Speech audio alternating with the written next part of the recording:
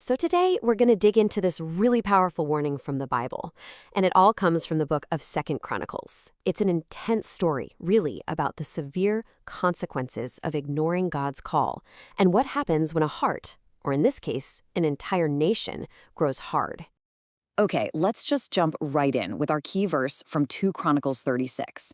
I mean, this one sentence right here, it's just a devastating summary. It shows us a nation that's completely at its breaking point. And look who it includes. Everyone. The leaders, the priests, the people, they'd all turned away from God. They were even defiling the very temple that was supposed to be the heart of their worship. This really sets the stage for the dramatic collapse we're about to unpack. Now, you've got to understand this wasn't some slow, gradual slide into trouble. The book of Chronicles paints this picture of a super rapid generational collapse. The last few years of the kingdom of Judah were just this chaotic spiral, a total freefall, and you can see it perfectly in its last 4 kings. Now, what's really wild here is the pattern that just jumps out at you. I mean, look at those reigns. 3 months for one guy, 3 months and 10 days for another. It was pure chaos, both politically and spiritually. And notice the final verdict for every single one of them. He did evil. And what this meant was idolatry, injustice, and just flat out turning their backs on God. So this isn't just a history lesson. It's a textbook example of people refusing to learn from their mistakes, leading their whole nation straight off of a cliff. And this right here, this was the bottom line. This was the ultimate price for all that unfaithfulness. After ignoring warning after warning, the consequence was total loss.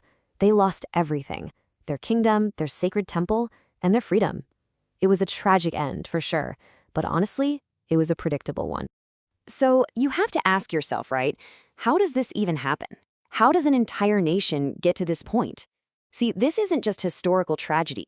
The Bible gives us a deeply personal diagnosis. It doesn't just tell us what happened. It explains how it happened. And it all starts with the human heart. How does a person get to a place where they just can't hear God's voice anymore? And here's the scary part. It doesn't happen overnight. It's this gradual, chilling process. As you can see, it all starts small. Step 1, you ignore that little feeling inside, that quiet conviction that tells you something's not right. Then it gets bigger. In step 2, you start openly dismissing the warnings God sends through his messengers. And finally, you get to step 3, where the heart just turns cold. What used to feel wrong now feels totally normal. And that defiance, it actually becomes a source of pride. So here's the crucial point, why this matters so much. This whole process of hardening your heart, it basically makes us spiritually deaf. You can think of it like this. Sin is kind of like a numbing agent for the soul. The more we ignore God's call to turn back, the harder it becomes to hear him at all, until we can't even recognize the very voice that's trying to rescue us. Okay, so this is where things get really interesting, because it forces us to completely reframe how we think about all this. We tend to see warnings as something negative, maybe even threatening. But what if we've been looking at them all wrong? What if these divine corrections are actually something else entirely? The story of Judah forces us to ask this really big question. When God points out our sin, is his main goal to condemn us? Or is there something else going on, a totally different motivation at play? And the answer is, well, it's a game changer. The Bible is crystal clear on this.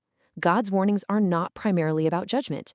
As you see here, they are an expression of his grace. They're a gift meant to save us, not to shame us. This is what divine mercy looks like. It's not the angry threat of some distant judge. Nope. It's the urgent, loving call of a father who sees his child running full speed toward a cliff. He's sending messengers, giving us time to turn back, precisely because he wants to rescue us before it's too late. All right, so if these warnings really are a gift of grace, then how do we make sure our hearts are actually in a position to receive them? How do we stay soft and teachable instead of becoming hard-hearted like those kings we talked about? So how do we cultivate a soft heart? Well, the Bible gives us a super practical guide. This isn't some complicated theological exercise. It's really about daily spiritual hygiene. You'll notice how these actions, like confessing sin quickly and staying in the Word, are all about staying in constant conversation with God. And welcoming correction instead of fighting it keeps us humble. Each one of these is a small act that keeps the soil of our hearts soft and ready to hear his voice. And that brings us to the final, most urgent takeaway from all of this. If there's one lesson the fall of Judah screams at us, it's this: the time to listen is always now. Procrastinating when it comes to spiritual things is so dangerous. When God speaks, whether it's that quiet conviction or a clear word of correction, the time to respond is immediately. So the real question for all of us is, what is he saying to you today, and how are you going to respond?